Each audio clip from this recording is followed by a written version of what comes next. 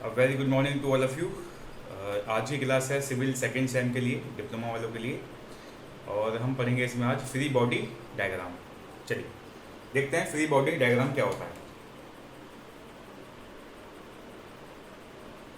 Free body diagram, मुखपिंड आरेख, इसको हम बोलते हैं मुखपिंड आरेख। फ्री बॉडी डायग्राम क्या होता है कि हम इसमें क्या करते हैं, अगर किसी कोई मान लीजिए कोई ऑब्जेक्ट है, ये कोई ऑब्जेक्ट है, ये किसी प्लेन पे रखा हुआ है, किसी हॉरिजॉन्टल प्लेन पे रखा हुआ है, ठीक है। इसका जो वेट है मान लीजिए वो है आपका W। वेट हम जानते हैं कहाँ काम करता है, हमेशा नीचे की तरफ काम करता है।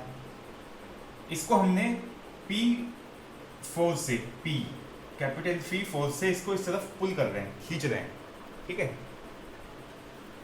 और क्योंकि ये वाला ऑब्जेक्ट और ये जो हॉरिजॉन्टल प्लेन है, ये ऑब्जेक्ट और ये हॉरिजॉन्टल प्लेन एक दूसरे के कांटेक्ट में है, और हम जानते हैं कि जब दो बॉडी एक दूसरे के कांटेक्ट में होती हैं तो वो दोनों क्या करती हैं, एक दूसरे के ऊपर रिएक्शन लगाती हैं। तो हमने क्या देखा कि जब ये वाला ऑब्जेक्ट इस प्लेन हॉरिजॉन्टल प्लेन के कांटेक्ट में है तो क्या होगा, एक वर्टिकल रिएक्शन लगेगी ऊपर की तरफ। इसको हमने मान लिया R, वर्टिकल रिएक्शन हमने मान लिया R, ठीक है।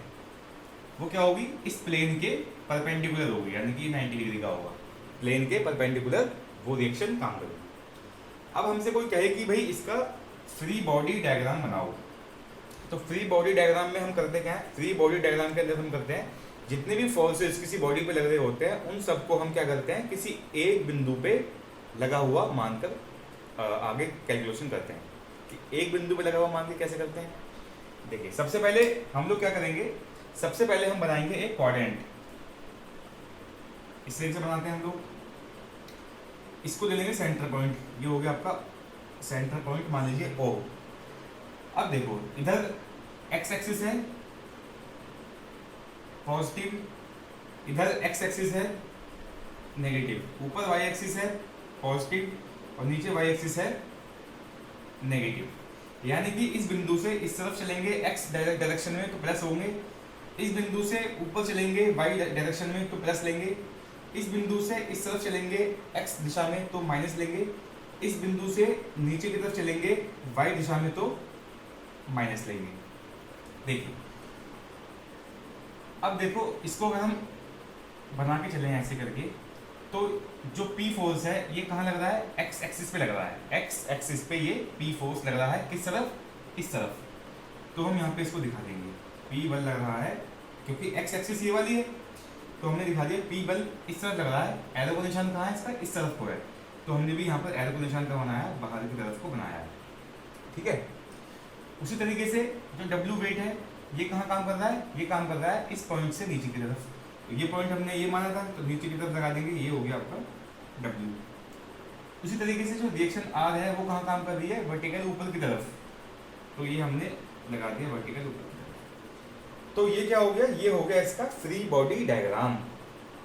इसको हमने क्या बोल दिया, इसको हमने बोल दिया फ्री बॉडी डायग्राम। ये क्या है, ये है आपका फ्री बॉडी डायग्राम, किसका, इसका। यानी कि हमने इस वस्तु के ऊपर, इस ऑब्जेक्ट के ऊपर जितने भी फोर्सेस लगे हुए थे उन सबको किसी एक बिंदु पे कार्यरत मान लिया है, और हम जो भी इसके बाद कैलकुलेशन होगी वो उसको करेंगे। तो इसी को हमने बोलते हैं फ्री बॉडी डायग्राम। चलिए ये तो हमने इसका देख लिया केस। अगर हम बात करते हैं, मान लीजिए कि कोई आपकी कोई सर्कल है, वो सर्कल किसके कांटेक्ट में है, इस हॉरिजॉन्टल लाइन के कांटेक्ट में है। तो सबसे पहले हम देखेंगे कि कौन कौन से फोर्स इस पर लगेंगे। इसका सेंटर पॉइंट ये वाला है, तो क्योंकि सर्कल इसके कांटेक्ट में है तो एक वर्टिकल रिएक्शन ऊपर की तरफ लगेगी ही लगेगी, R मान लिया हमने उसको। इस सर्कल का वेट जो होगा वो W होगा, वो हमेशा नीचे की तरफ लगेगा ही लगेगा।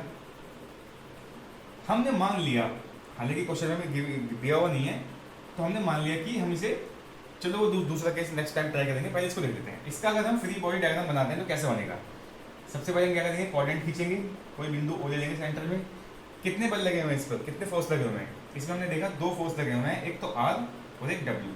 आर कहाँ जा रहा है ऊपर और डब्ल्यू कहाँ जा रहा है नीचे, तो यहाँ लगा देंगे आर ऊपर की तरफ और डब्ल्यू कहाँ लगा देंगे नीचे की तरफ। हमने एक्स एक्सिस पे कोई भी फोर्स नहीं लगाया है, क्यों? क्योंकि जो ये आर और डब्ल्यू हैं ये कहाँ लगे हुए हैं, ये वाई एक्सिस पर ही लगे हुए हैं, हॉरिजॉन्टल में कोई भी बल नहीं लगा हुआ है। तो इसका फ्री बॉडी डायग्राम क्या हो गया, ये बन गया। अगर हम अगर एग्जामिनर क्या करता है कि इसको कहता है कि भाई यहाँ से थीटा एंगल पे एक बल है पी, हॉरिजॉन्टल से थीटा एंगल पे बल लग रहा है पी, अब इसका फ्री बॉडी डायग्राम बनाओ। तो कैसे बनाते, देखो ये और ये तो हमने कर दिया पहले। अब हमने क्या करते, इसको यहाँ पे करते डॉटेड में ऐसे बढ़ाते, इसको डॉट में ऐसे ऊपर करते बढ़ाते बढ़ाते। अब देखो, अब इसके दो कंपोनेंट तोड़ेंगे हम लोग, एक हॉरिजॉन्टल कंपोनेंट होगा, एक वर्टिकल कंपोनेंट होगा। हॉरिजॉन्टल कंपोनेंट कितना कितना होगा, ये होगा आपका p cos थीटा, वर्टिकल कितना होगा p sin थीटा, है ना। हॉरिजॉन्टल ये कंपोनेंट तोड़ना में आता है क्योंकि हम लोगों ने पहले भी हाई स्कूल में 12th में ये सब चीज़ें की हुई हैं, ठीक है। अब देखो x डायरेक्शन में कौन सा फोर्स ऐड हो गया, p cos थीटा, किस तरफ है, इस तरफ, तो यहाँ पर आ जाएगा आपका p cos theta. y direction में कौन सा फोर्स ऐड हो गया, p sin थीटा, कहाँ जा रहा है, ऊपर, तो यहाँ पर हम लगा देंगे p sin थीटा। तो इस तरीके से हम लोग फ्री बॉडी डायग्राम को किसी भी गिवन फिगर से आसानी से बना सकते हैं। तो ये होता है free body diagram. Thank you.